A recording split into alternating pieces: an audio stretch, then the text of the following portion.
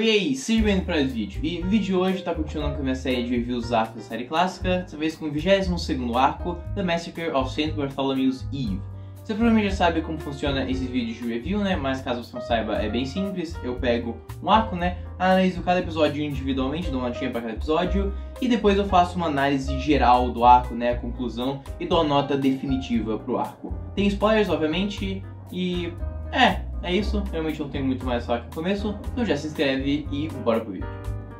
Começando com War of God, que é um episódio de abertura bem forte, assim, sabe? Porque a contextualização é muito bem feita, sabe? Que é algo muito importante você fazer numa história desse tipo, sabe? E também é um episódio que te deixa bem engajado, assim, né? Te deixa bem investido já na história, que é, né, uma coisa muito boa. É muito bom, um episódio de abertura muito bom, muito forte, eu dou um 9.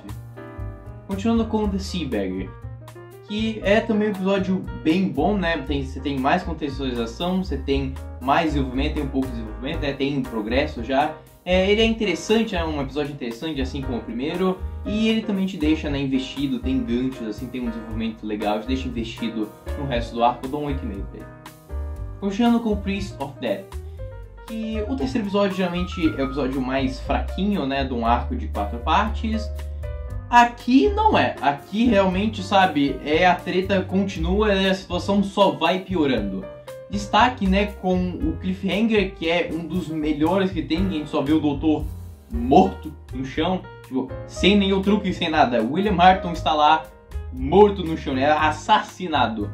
Me surpreende que não é um cliffhanger tão icônico assim, porque realmente é pesado mesmo, sabe, eu dou um 8,5 pra esse episódio. E terminando com Bell of Doom, que é um episódio pesado, realmente um episódio bem pesado. Não só a cena do massacre no começo, né, que não é tão gráfico assim, né, sabe, você tem, pelo menos na Recon, tem as gravuras e tal, que eu não sei como que seria na versão original, né, na versão normal do episódio, não sei como que foi feito, mas no Recon é só as gravuras, mas você tem a sobreposição das fotos dos personagens que deixa um pouco mais pesado, assim, né? Porque não é só a gravura, você tem esses personagens que você passou o arco inteiro desenvolvendo, né? E criando esses personagens e aí você vê meio que aquela cena deles sendo mortos, assim, é pesado. Mas isso não é nem a melhor parte do episódio. Na minha opinião, a melhor parte é meio que a segunda parte desse episódio, né? Você tem a briga do doutor e do Steve, né? Essa diferença de posicionamento, diferença de pontos de vista. E é meio que a primeira vez que a gente vê um Companion realmente brigando com o doutor, sabe? Os dois discutindo assim, e a saída do Steven também é, assim, se fosse a saída real dele, seria uma das melhores saídas de Companion da série clássica inteira, sabe? Pena que não foi, né? Pena que não foi. Depois a cena que vem depois dessa também, do doutor só meio que desabando, basicamente, sabe? Meio que caindo a ficha pra ele, que ele tá sozinho agora, tipo, realmente acabou meio que os Companions, acabou tudo isso, sabe? Ele realmente triste que todo mundo deixou ele, que ninguém entende. É uma cena bem pesada, bem impactante mesmo.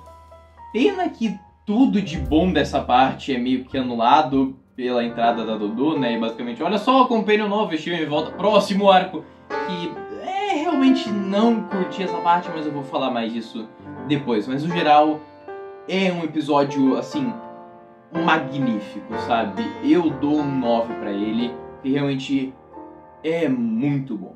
Indo agora pra análise geral do arco, né? Como sempre, começando com os sets, com os cenários. Que, né, infelizmente não tem nem telesnap dessa história, né? Só tem foto promocional, então realmente não dá pra ver muito bem. Tem fotos dos bastidores, dos sets, dá pra ver que eles são bem feitos, sabe? São bem feitos. Mas, né, como eu disse, é difícil você avaliar o quão bom é um set quando você não vê ele realmente em ação, sabe? Vendo ele sendo utilizado, tá? Mas eles parecem bons. E um destaque também que eu quero fazer é dos figurinos, que eu acho que eu nunca falei dos figurinos, mas eles são lindos, eles realmente são lindos. E de novo, é uma pena que a gente não vê eles realmente em ação, sabe? Nas fotos mesmo, eles são muito, muito bonitos, sabe? Indo agora pros personagens, né, começando como sempre com o doutor. O doutor, né, ele tá ausente por boa parte desse arco, né, mas você tem a performance do William Hartnell como o Abed, né, que é interessante, sabe, uma performance mais séria, mais monótona até, né, bem diferente do que a gente vê do primeiro doutor, né, do Hartnell como primeiro doutor, que eu acho que esse era o objetivo, mas também não dá pra ter a experiência completa dessa performance dele, né, porque retcon. Eu não curto muito a falta de explicação do que acontece com o doutor durante a parte do arco que ele tá sumido, sabe? Que o doutor só brota de volta ali. Puxa, que confusão mesmo que esse toque de recolher fez, né? Então, simbora, vamos fugir daqui. Tipo, uma explicaçãozinha um pouquinho mais detalhada seria bem legal mesmo, sabe? Me surpreende não ter nenhuma história do universo expandido que utilizou esse período, sabe? Que ele tá sumido pra fazer alguma historinha, um short trip, alguma coisa assim, sabe? Realmente é um pedaço em branco que me surpreende que não foi utilizado ainda.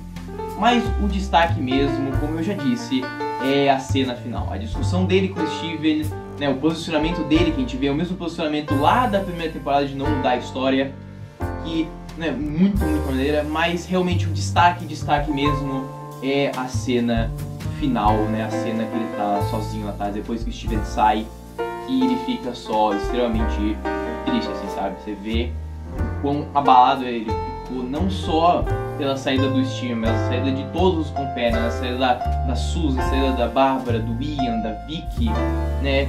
Você vê o quanto isso realmente impactou ele, porque as pessoas realmente, ele se importa muito com elas.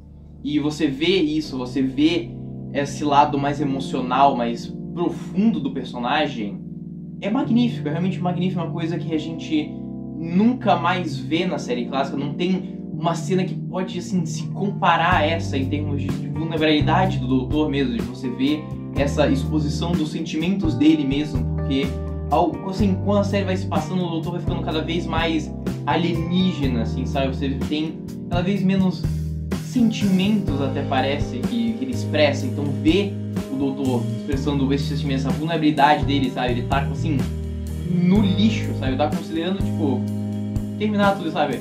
Acabou, todo mundo foi embora, então eu acho que é a minha hora de ir embora também, sabe? Ver ele refletindo isso, ver essa cena, é realmente uma cena magnífica, uma cena fantástica. E se eu pudesse ter, assim, só esse trechinho, só aquele trechinho, sabe? Aquele 2 minutos essa cena do doutor, assim, sozinho à tardes, cara, seria perfeito. Não precisava nem do episódio inteiro, não precisava nem do arco inteiro, nada. Só aquele trechinho, assim, só que é o destaque, assim, eu acho que da série clássica inteira, sabe? Momentos do doutor, eu acho que aquilo ali é um momento de destaque do personagem fenomenal e é realmente uma pena que a gente não tenha nada daquilo, né, sabe? Nenhum telesnap, nem nada, assim, ó.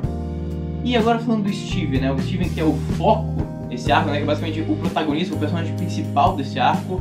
Eu adorei ver isso, eu realmente adorei você dar o foco pro Companion, você dar o foco pro Steven, sabe? Porque é uma coisa que nunca tinha sido feita antes, né? E eu gosto do Steven, eu acho ele um cara legal, eu acho que ele tem uma personalidade legal, eu acho que ele é um personagem muito legal, você sabe, Companion muito maneiro. Então você dá esse destaque pra ele, você poder mostrar o que ele é capaz, realmente, tanto como o ator, né, o Peter Purves, quanto o personagem, que os dois são capazes de fazer, é uma oportunidade, é uma ideia muito legal, que eu acho que foi muito bem executada, e eu gostei muito de ver isso aqui, eu realmente gostei muito, eu queria que a clássica tivesse feito mais isso, quem sabe, ter dado mais destaque pros Companions, assim, meio que episódio solos ou arco meio que solo, assim, eu gostaria que tivesse sido feito mais vezes. E, né, novamente falando da discussão do doutor e do Steven, que, assim, é completamente compreensível e justificável do ponto de vista do Steven, sabe? E eu ouso até dizer que o doutor mereceu, realmente mereceu escutar aquilo, sabe?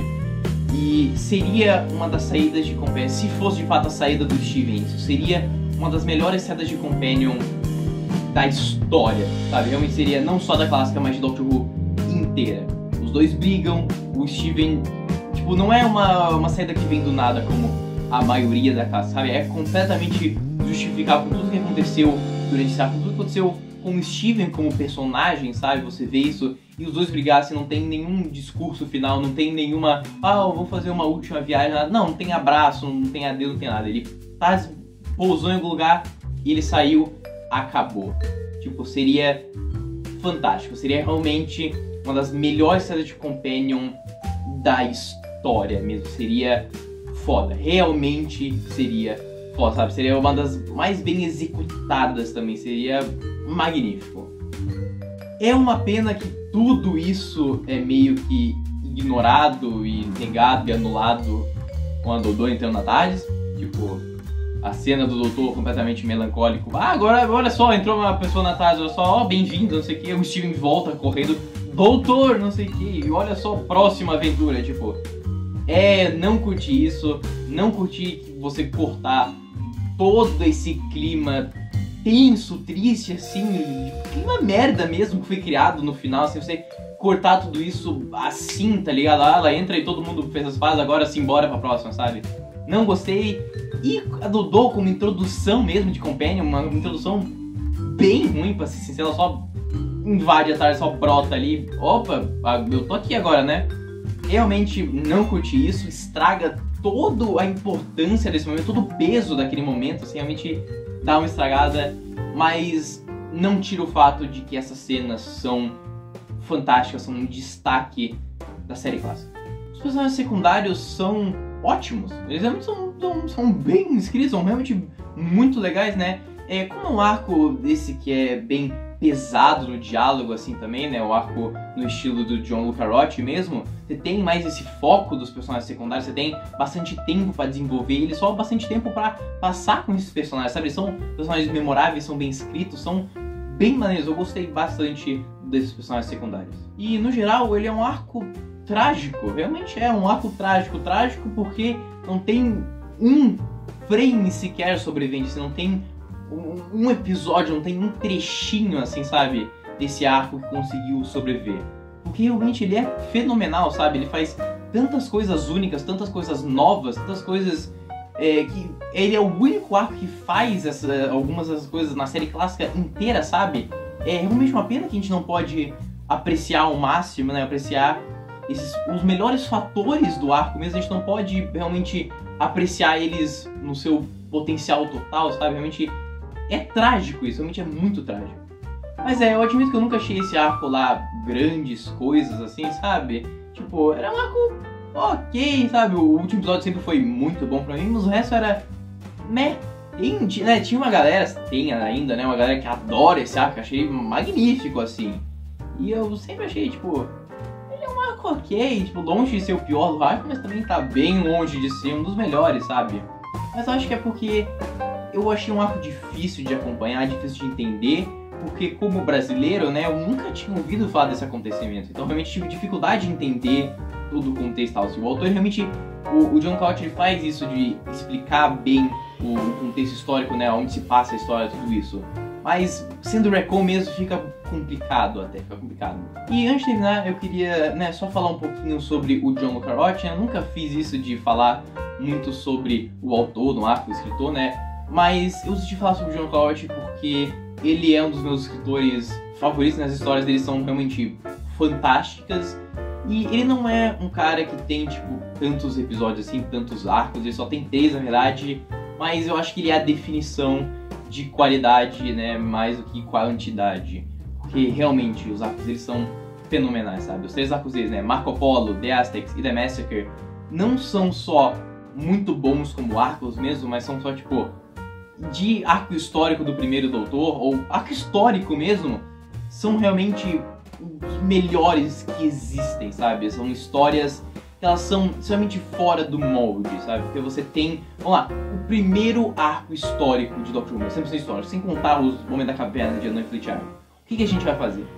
A gente vai fazer um arco na China, no Tibete, na Mongólia, sei lá, de 7 partes. Ele fez. E assim, fantástico. O segundo, o que a gente vai fazer? Vamos fazer alguma coisa de rei, de castelo? Não. Vamos fazer nos Aztecas. Tipo, que lugar incrível de se explorar. Cultura diferente de você explorar. E aqui também, o que a gente vai fazer? Vamos fazer de novo castelo? Vamos fazer mais um de cruzado? Alguma guerra? Não. Vamos pegar de 1500 não sei quanto, um massacre, assim, um acontecimento que talvez não seja tão conhecido assim, tipo, tem muito contexto histórico pra você explicar. E vamos fazer isso daqui. Você vê, quando você compara os arcos dele com outros arcos históricos do primeiro, você vê a diferença do tipo de história mesmo, a diferença do jeito de escrever. Porque você pega os arcos, vamos supor, pega os outros, né? Pega tipo Reign of Terror. Todo mundo sabe que é a Revolução Francesa, é guilhotina, Robespierre, mata o rei, vai lá, corta o cara. Então, não é um arco que ele realmente te explica todo o contexto, porque ele imagina que você já saiba. Então ele só joga um personagem ali, e os personagens secundários são só isso, eles são só secundários, sabe? Você pega The Romans, que não é um exemplo tão bom, você tem o Nero e tal, mas também é só tipo, olha só, romano, você sabe o que é um romano, né? Tem escravo, tem cavalo, tem, olha só, Roma e Nero taca fogo, assim, e é isso, joga os personagens ali. Você tem The Mythmakers, que é tipo, olha cara, você sabe o que foi a Guerra de Troia, tem os troianos do lado, tem os gregos do outro, e você se importa em saber realmente qual que foi os motivos, o contexto histórico de toda a batalha? Claro que não, você tá aqui pra ver o cavalo mesmo, né? E essa é a diferença do arco histórico normal e do arco histórico do John Ford, porque ele pega esses conceitos, essas ideias, esses lugares, esses tempos que são desconhecidos até, tipo, Marco Polo é até conhecido, mas a história dele não é tão conhecida assim, sabe? Ou esse massacre, ou até mesmo os astecas, que para um público britânico realmente não era algo que eu imagino que fosse tão conhecido assim. Você vê que o John Ford faz muita pesquisa pros arcos dele, né? Ele faz uma pesquisa muito a fundo em todo o contexto histórico e na cultura da época e nos políticos e tal, e você vê isso refletido, porque os arcos dele, eles refletem aquele objetivo original de ser uma história educacional, porque você realmente vê tudo a sociedade, você tem políticos meio que famosos, sabe? Você tem figuras históricas que servem como explicação, sabe? Eles explicam, eles contextualizam todo aquele contexto histórico, você não só joga os personagens e imagina que as pessoas conheçam, tipo The Crusade. Você conhece o Rei Ricardo, você sabe que é uma cruzada e taca os personagens ali e dane-se, tá ligado? Aqui não, nos arcos dele você não vê isso, você vê ele realmente explicando tudo, você vê ele mostrando mesmo, você explica pra pessoa que tá vendo, sabe? Você explica pro telespectador tudo o que tá acontecendo, em vez de você só pressupor que ela já conhece e só mostrar o que tá acontecendo. Você mostra, mas você explica, você mostra muito mais, e por isso que os arcos ele tem os personagens secundários tão memoráveis, que também é um destaque disso. Os personagens secundários dos arcos deles são assim super icônicos, porque você dá um propósito pra eles. Eles não são só lá de suporte, não é só um suporte pra ou só fazer uma exposição ou morrer, alguma coisa assim. Eles realmente participam, eles são até que o foco da história. O foco da história, tipo, de The Aztecs não é muito tipo o Doutor e tal, ou sei lá, Susan. É meio que toda essa cultura dos aztecas. O Marco Polo, o foco é o Marco Polo e a galera que tá junto com ele, assim, o doutor e o Talicinho tá só lá porque eles estão ali, sabe? Só por acidente.